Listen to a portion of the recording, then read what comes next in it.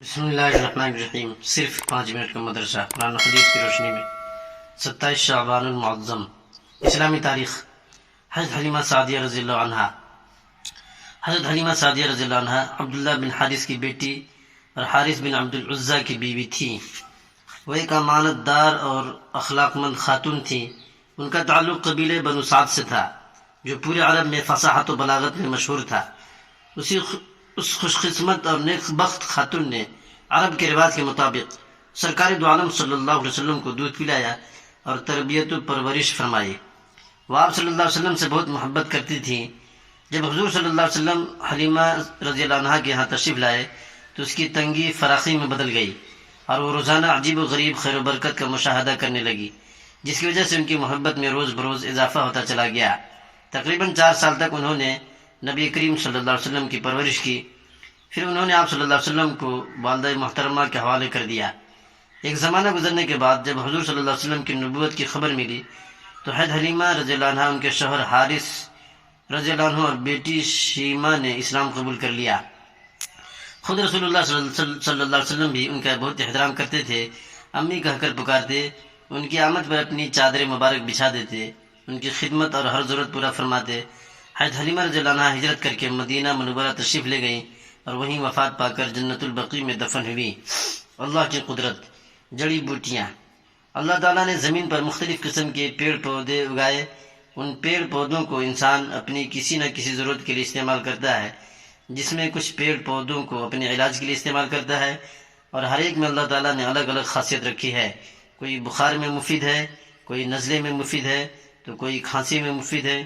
ذرا غور کیجئے کہ ان مختلف جڑی بوٹیوں میں بیماریوں سے شفا کس نے رکھی ہے۔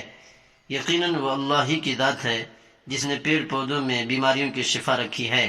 ایک فرض کے بارے میں، بے نمازی کا اسلام میں کوئی حصہ نہیں۔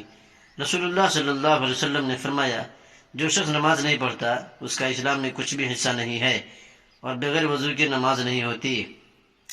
ایک سنت کے بارے میں، مسلمان بھائی سے گلے ملنا۔ حضرت ابو ذر غفاری رضی اللہ عنہ فرماتے ہیں کہ رسول اللہ صلی اللہ علیہ وسلم نے مجھ سے معانقہ فرمایا، یعنی گلے ملے۔ ایک اہم عمل کی فضیلت، اندھیرے میں مسجد جانا۔ رسول اللہ صلی اللہ علیہ وسلم نے فرمایا، مسجد کی طرف تاریکی میں چلنے والوں کو قیامت کے دن مکمل نور کی خوشخبری سنا دو۔ ایک اہم عمل کی فضیلت، ایک گناہ کے بارے میں، رمضان کا روزہ چھوڑنا۔ رسول اللہ صلی اللہ علیہ وسلم نے فرمایا، جو شخص قصداً کسی شرعی عذر کے بغیر رمضان کے ایک روزے کو بھی توڑ دے تو عمر بھر روزہ رکھنا بھی اس ایک روزہ کا بدل نہیں ہو سکتا۔ دنیا کے بارے میں، آخرت کے ارادہ پر دنیا۔ رسول اللہ صلی اللہ علیہ وسلم نے فرمایا، اللہ تعالیٰ دنیا آخرت کے ارادہ پر دیتا ہے اور دنیا کے ارادہ پر آخرت دینے سے انکار کرتا ہے۔ آخرت کے بارے میں، جہنم کی زنجیریں۔ قرآن میں اللہ تعالیٰ فرماتا ہے، قیامت کے دن فرشتوں کو حکم ہوگا، اس جہنمی کو پکڑ کر طوق پہنا دو، پھر دوزخ میں داخل کر کے ایسی زنجیر میں جکڑ دو جس کی لمبائی 70 گز ہے۔ طب نبوی سے علاج، صحت اور بیماری کا راز۔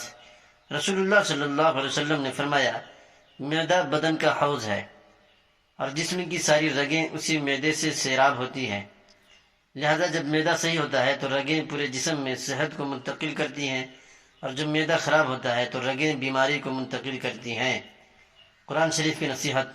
قرآن میں اللہ تعالیٰ فرماتا ہے، تم ایسے عذاب سے بچو جو صرف گناہ کرنے والوں ہی پر نہیں آئے گا بلکہ گناہ دیکھ کر خاموش رہنے والوں کو بھی اپنی پکڑ میں لے گا۔